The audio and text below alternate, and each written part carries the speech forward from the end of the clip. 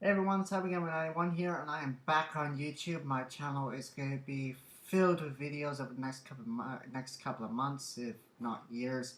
And I'm in my new flat as well, which is just awesome.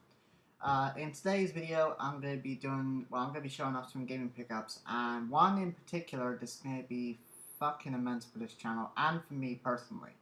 So yeah, let's get started. First up is The Lion King for the Sega Genesis. This is the North American copy of The Lion King. The Sega that I have is the Sega Mega Drive, which is in region PAL. This is in region NTSC. But the cool, most awesome thing about my Sega Mega Drive is it could actually play this game without any problems at all. And this is a different region compared to my Sega Mega Drive, because this was meant for the Sega Genesis, which is still the same console, but it's just got a different name and it's got a different region code. But it still manages to play it, which is just immense. And I have played it, and I will show you a demo of that at a later date. And yeah, this game is actually pretty good. I haven't really completed it or anything yet. I've only just started on it. But from what I can tell, they were pretty innovative for the time, and I have had a 16-bit console pretty much since I was a kid. It's just this is the only Sega game that I never played when I was a kid. I was more interested in Sonic, to be perfectly honest. But anyway, moving on. Another one from my childhood, Micro Machines for the Sega Mega Drive. My Mega Drive. I used to play this all the time when I was a kid. This is probably the most nostalgic thing that I own in my whole entire collection, which is quite small at the moment, but it should be pretty much grown by, I'd say, summer of 2014 at least. But other than that, basically in this game, it's basically a bird's eye view, like GTA, the original for the PS1. And you basically get to drive little cars and go on freaking pool tables, drive on pool tables, and little mini cars, have races and stuff, do stunt jumps. It's just amazing, this game. And it's quite addicting as well, especially with the two-player mode.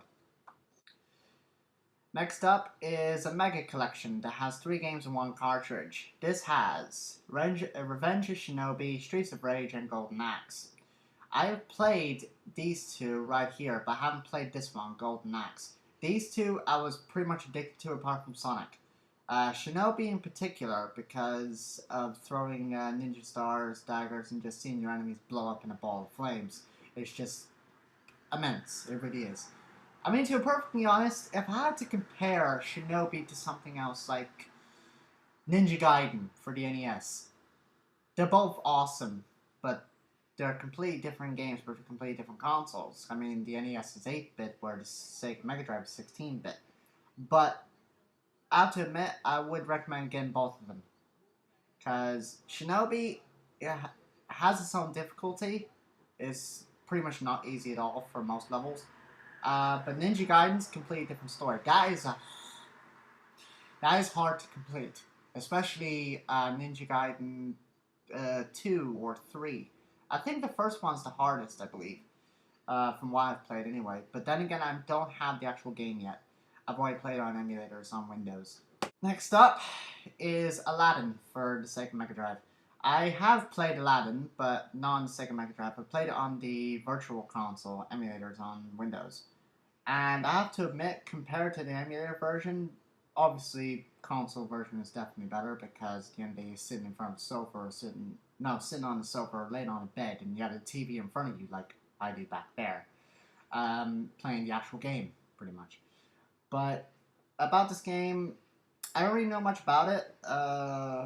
Other than that, you pretty much jump, kill your enemies, jump over obstacles, all that good shit. Typical side-scroller stuff. Mickey Mania. Another game that I have not played yet. I believe it's similar to, I think it was Mickey Mouse and the Haunted Castle, I think. I do believe it was definitely called that, but I have to look that up, see if I can make a correction error or whatever. But other than that, I will definitely be playing this. All these games I have so far, I will be doing gameplay videos of, like literally every single one, after I get a Dazzle capture card. which would be next on my list. Now to go on to my other pickups, which is PS2 pickups. Worst one is Red Faction 2. It's still got the prices on it, but then again, it doesn't really matter to me because I'm gonna get a new box for it because it's kind of broken. About the game, I have played this game quite a lot actually. It's actually pretty good for the time, but out of all the Red Factions that I've played, I still prefer Red Faction Guerrilla for the Xbox 360, which is still an amazing game. I played the latest Red Faction. I've forgotten what it was called. Someone tell me in the comments. I've forgotten what the latest one was called. But other than that, it's pretty good first-person shooter. Can't really say much more than that. Another one is Mashed, fully loaded. It's basically putting this in a nutshell about this game. It's basically Micro Machines meets Burnout, pretty much. So that's put it in a nutshell. So you use weapons that's modded onto your car to destroy your opponents while racing, knock them off cliffs, anything like that really, or just pretty much just blow them up with rockets just for the fun of it, just to piss them off. It's also better playing it against your friends rather than playing it against the actual CPU, I believe it's called. They put it in the games. I'll just say computer. Just playing it against the computer is okay, but it's better to play against. And this is a game that I have played immensely, and I'm pretty sure that a fair few of you would have actually played this game yourselves, which is Destroy All Humans, which is a fucking amazing game. I mean, with this game, you get to use mind control. Well, first off, you get to play as an alien, obviously, and you get to use mind control on animals, humans. You can kill them, take their brains, even picking up their corpses and throwing them across the map. And also, you get to play. You also get to drive a flying saucer as well, and use all the weapons from that. My favorite weapon from that is Sonic Boom, where basically you blast everyone out of the sky pretty much with just Sonic Boom. I can't really explain it because I don't really know much about the weapon, but I do know how to use it. That's better than nothing. So yeah, definitely I recommend picking up this game if you haven't already played it. This is one game I have yet to play, which is Gun. A friend of mine told me that this kind of resembles Red Dead Redemption, but obviously this came out before it. And my friend was right, it kind of resembles it. I mean, it's got the same factors in it. I mean, it's got an open world, it's set in the cowboy age. I don't even know the exact year that this is actually set in. I'd say between 1880 to 1920, I'd say. But I'm not exactly totally sure on that. I haven't done the complete research. But I played it a little bit, just like 5 minutes or so, and it seems to be pretty good, but I haven't really had the chance to play it properly yet. Now, this is one game that I have played immensely pretty much throughout my gaming life, which is going back way fucking back, which is one of the Metal Gear Solid games, which is Metal Gear Solid 2 Sons of Liberty. This game is basically the first game I ever got for the PlayStation 2 when it first came out, and I was severely addicted to it. Because my PS2, when I originally got it, which is literally just over there, and it's still fucking going, came with this game, GTA 3, which is an awesome game, and Gran Turismo 3 as well. But this was the main game that I was addicted to because it's got an epic storyline, epic gameplay all around. I mean, playing as Solid Snake for the first bit was immense, even though you can only play him on the first level. And then you play as a character called Raiden, which, I mean, to be perfectly honest, compared to Raiden in this game to Raiden in Metal Gear Solid 4 or Metal Gear Rising Revengeance, Raiden wasn't that good as a character in this game, but then again, he was only just starting out, and then people grew to like him, but not as much as like his Solid Snake. And believe it or not, this was the first Metal Gear Solid I ever played. Then I wanted to get the first one to the third to the fourth. Now I'm after the fifth when it comes out for next gen consoles. Definitely. And if you haven't played it, I would recommend playing it. It's just awesome all around. Another one that I played a little bit with my friends, which is Mortal Kombat. Um, Mortal Kombat, I used to watch the program of it and play the older games of this, but I haven't really played the PS2 versions of this. Um, I don't really know much about it, to be perfectly honest, because I did watch it a little bit, but it wasn't enough for me to get like really into it, because I'm not really much for fighting games apart from the older ones like Streets of Rage and Street Fighter. But uh, I'll still have it in my collection, no doubt. But I'll only play it when having friends around just to see if I can kick their ass, pretty much. Right, another one. Now, this game is a part of my other collection that I have, which resembles my past and childhood very fucking well. It's a thing that I have been a huge fan of ever since I was 2 years old, which is Terminator. Terminator Dawn of Fate for the PS2 was actually pretty good for its time. I mean, you get to play as Kyle Reese, and it's actually set before the first Terminator movie back in 1984. So it's set in the year 2027 AD. And it's a time where Skynet is actually building its latest invention, which is the time machine, to send the T-800 back in time to eliminate Sarah Connor in 1984. You get to play as Kyle Reese in this, which is just immense because it shows what Kyle Reese was like during his own time period before he actually went back to 1984 and then started going on from there.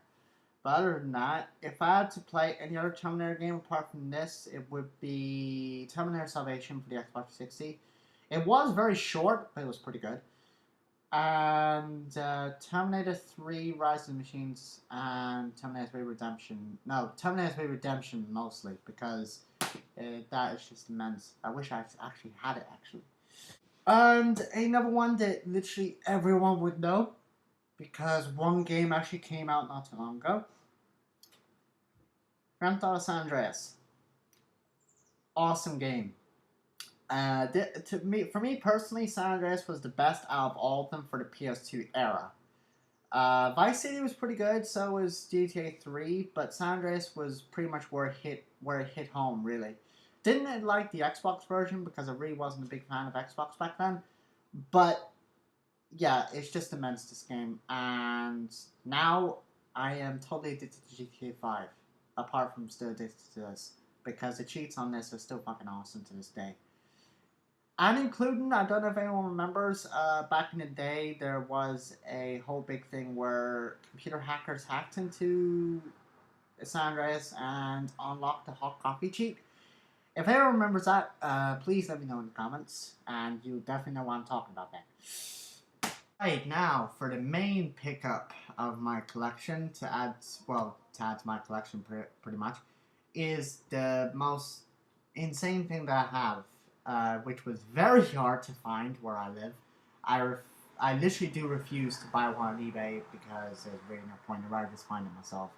And I did, which is the Nintendo Entertainment System, which is fucking immense to have. It came with 2 controllers, the power cord, but no AV cable, which is cool because I do have the actual AV cables for the side ports there. I will not use the back one, the RF one, because my TV is capable of it, but I'd rather be using AV composite for recording than doing anything else.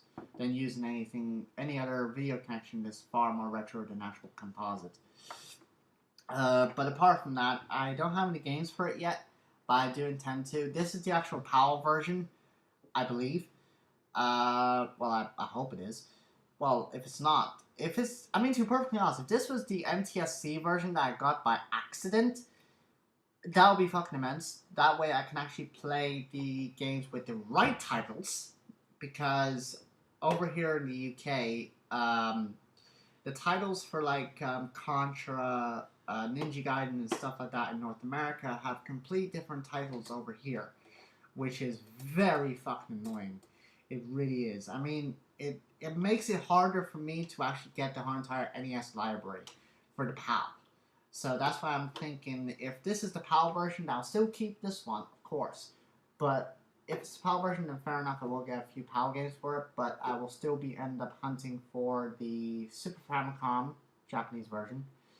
No, sorry, the Nintendo Famicom, not the Super Famicom. That's the Super Nintendo Japanese version. As well as the American version of this, as well. Probably will be very hard to find if I don't end up looking on eBay, which seems very highly unlikely. But I don't know. See how it goes, because there is a store that I discovered in London. I don't live in London. I live like way outside of it.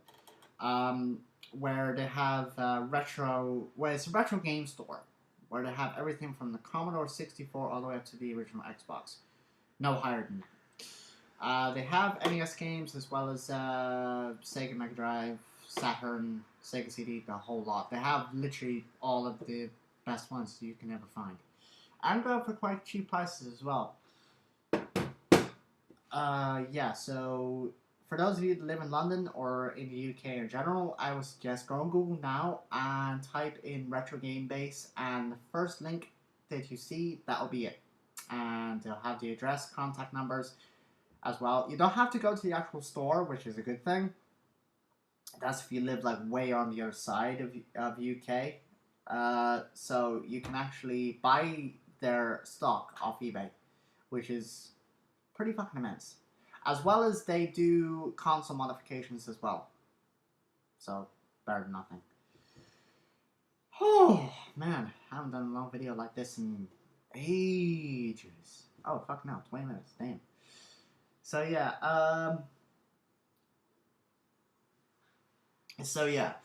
That's my gaming pickups for today, guys. I will be doing more gaming pickups as well as gaming videos in the future. I just need to save up to get a capture card, as well as paying for other things, because I am living on my own now. Which is pretty fucking scary, but I'm adapting. I am, slowly. So anyway, guys.